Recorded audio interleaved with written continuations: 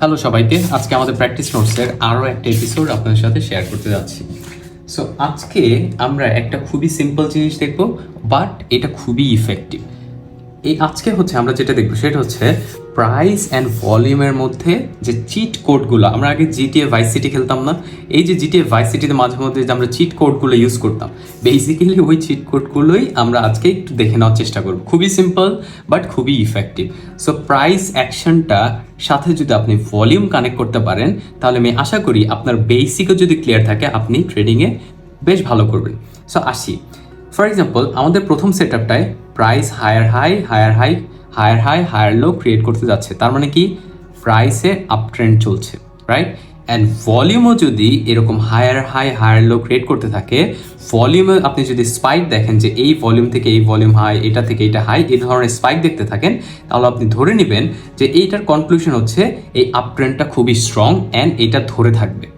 দেন আমরা second set আপে আসি, যখন আমরা দেখব প্রাইস কন্টিনিউয়াসলি এরকম higher high higher low create করে যাচ্ছে, বাট ভলিউম আস্তে আস্তে স্লো ডাউন হচ্ছে। এইভাবে যখন প্রথম ভলিউম ছিল, তারপরটা আরেকটু ছোট, তারপরটা আরেকটু ছোট, তাহলে আপনি ধরে নেবেন যে সামহাউ আরএসআইয়ের দিকে একটু খেয়াল করতে পারেন, দেখবেন যে এখানে ডাইভারজেন্স হচ্ছে কিনা।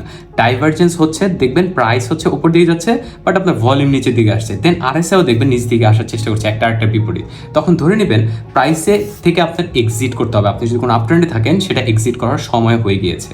অ্যান্ড ডাউন ট্রেন্ডের ক্ষেত্রে আসি, ডাউন ট্রেন্ডের ক্ষেত্রে খুবই সিম্পল, যখন price lower high lower low create করতে থাকবে অ্যান্ড ভলিউমও নিচ দিকে যেতে থাকবে, তখন তো ধরে নেবেন যে ভলিউম যেহেতু কমতেছে, ভলিউম কিন্তু বাড়তেছে না।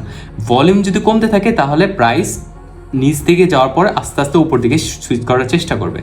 আর যদি প্রাইস এরকম lower low lower high create করে থাকে, বাট ভলিউম কন্টিনিউয়াসলি এরকম বাড়তে থাকে, তাহলে ধরে নেবেন যে এটা একটা স্ট্রং ডাউন ট্রেন্ড।